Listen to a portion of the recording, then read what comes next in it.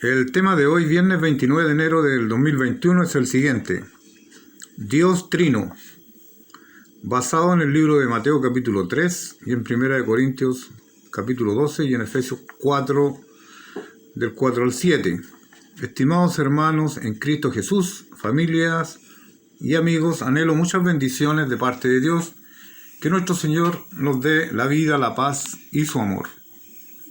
Compartiremos este relevante estudio bíblico explicando la verdad que Dios es uno en tres personas. En la Trinidad hay un ser, Dios en tres personas: el Padre, el Hijo y el Espíritu Santo.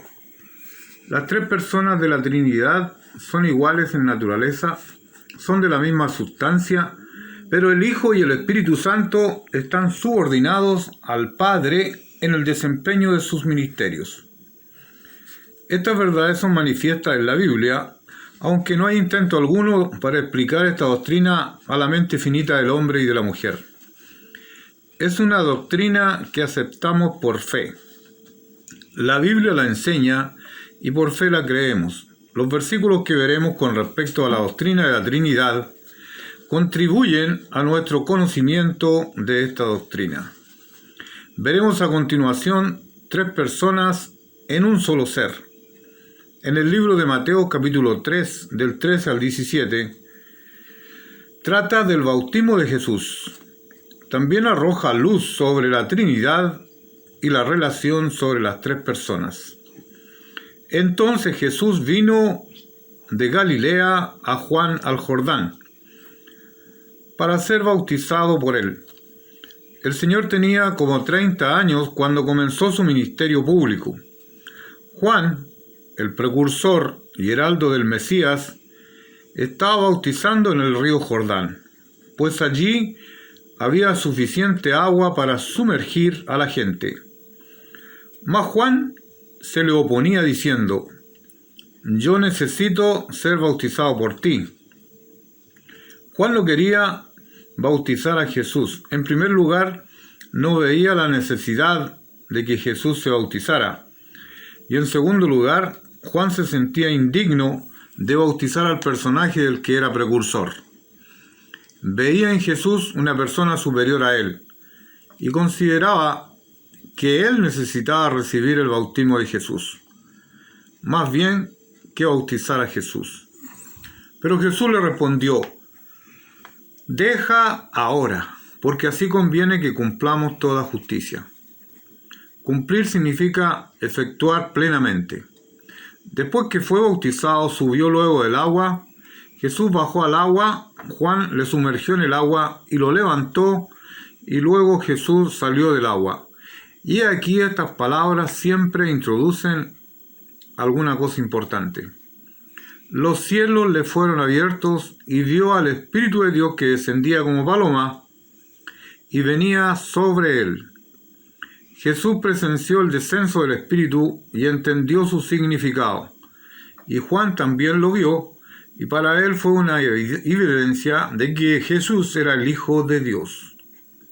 En este acto, el Espíritu Santo estaba equipando a Jesús para la misión mesiánica que este bautismo profetizaba. Después de la resurrección y ascensión de Jesús, el mismo Espíritu Santo llevaría adelante el ministerio de Jesús en el mundo, dando testimonio de Jesús. Lo encontramos en Juan 15:26. Y hubo una voz en los cielos: Dios el Padre responde a la dedicación del Hijo. La voz del Padre da testimonio de su propio envolvimiento con el Hijo en la tarea redentora. Dos veces más el Padre habló atestiguando públicamente su relación con Jesús. En la transfiguración de Jesús en Marcos 9:7 y durante la semana de la crucifixión, probablemente en el templo: «Este es mi Hijo amado». Esta afirmación probablemente fue oída por el pueblo. Testifica que Jesús es el Hijo de Dios y aclama públicamente aprobación de lo que Jesús ha hecho y está para hacer. En estos versículos 16 y 17 vemos la participación de Dios Padre, del Espíritu Santo y de Jesucristo en una fase del plan divino de redención. Porque las tres personas de la Trinidad tuvieron que ver con nuestra redención. Jesús, en su gran comisión, ordenó que los discípulos fuesen bautizados en el nombre del Padre y del Hijo y del Espíritu Santo. Lo vemos en el libro de Mateo 28, 19. ¿En quién tengo complacencia? Los dos elementos de complacencia parecen apuntar al Salmo 2:7 y al libro de Isaías 42, versículo 1, que dice: He aquí mi siervo, yo le sostendré, mi escogido, en quien mi alma tiene contentamiento. He puesto sobre él mi espíritu, él traerá justicia a las naciones. Otro aspecto importante a destacar es que las tres personas con un mismo propósito. En 1 Corintios 12:3 al 6 trata de dones espirituales y las tres personas de la Trinidad son mencionadas en relación con ellos. Es el Espíritu Santo quien reparte dones espirituales. Nadie que hable por el Espíritu de Dios llama anatema a Jesús. Anatema quiere decir maldito sea. Nadie que está guiado por el Espíritu Santo hablará en contra de Jesús. Por otra parte, ninguno puede llamar a Jesús Señor con verdadera visión y sinceridad, sino por medio del Espíritu Santo. El que reconoce sinceramente a Jesús como el Señor, el soberano Hijo de Dios, y se somete a su soberanía, lo hace porque el Espíritu Santo ha obrado en él. Sin la intervención del Espíritu Santo, uno no recibe a Cristo. El Espíritu convence del pecado. Lo vemos en Juan 16:8. Hay diversidad de dones. La palabra dones se refiere a dones espirituales, cosas dadas por Dios a los suyos por su gracia. Pero el Espíritu es el mismo. Hay diversidad de dones, pero todos son repartidos por el mismo Espíritu Santo. Hay diversidad de ministerio. La palabra ministerio significa servicios hechos por Cristo y sus discípulos. A uno el Espíritu encomienda una tarea y a otro una tarea distinta.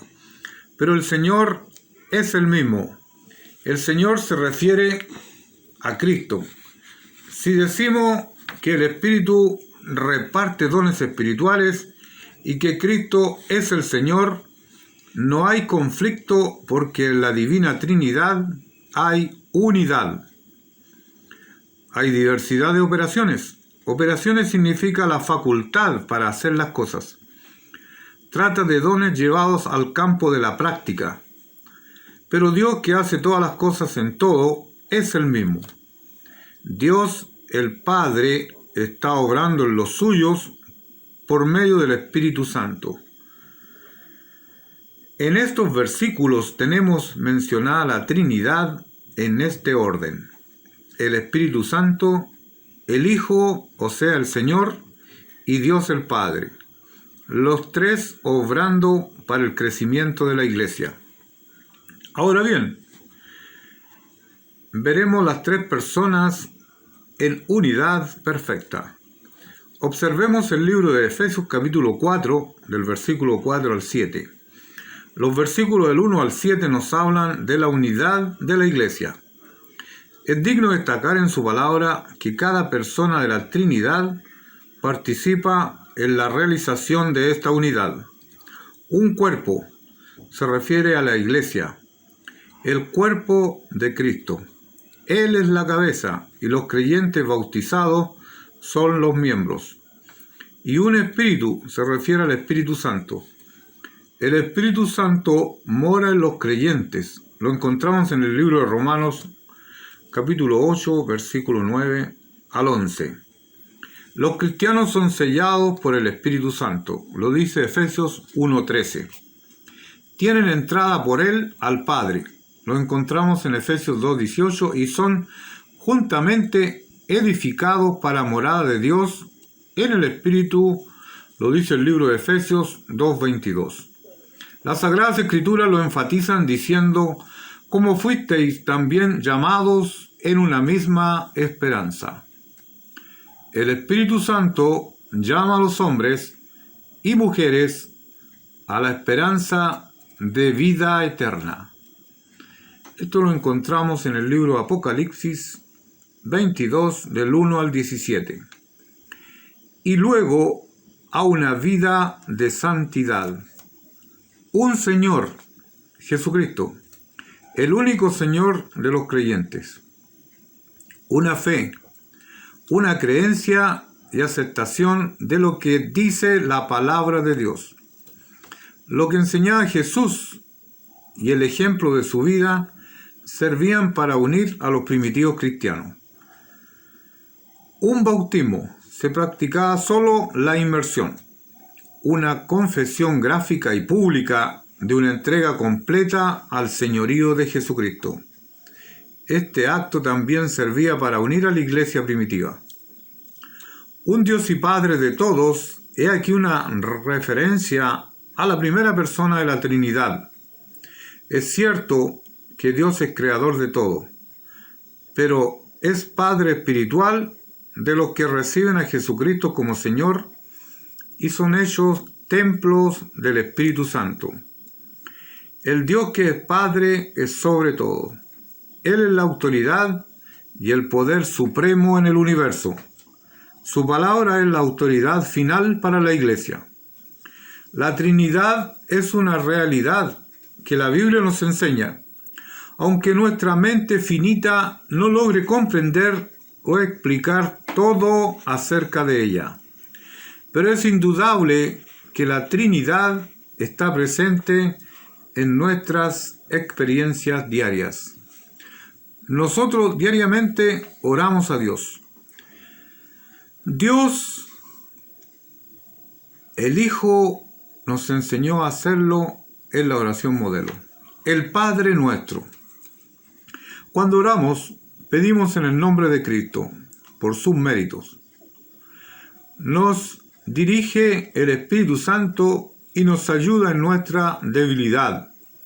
Pero el Espíritu mismo intercede por nosotros con gemidos indecibles.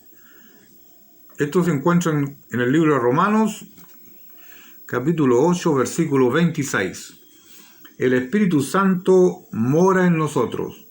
1 Corintios 6, 19. Pues Dios lo puesto allí, y el Espíritu Santo nos ocupa como un templo, porque hemos sido comprados y Cristo fue el precio. Y consecuentemente el Espíritu nos habita porque somos de Dios. Amén y amén.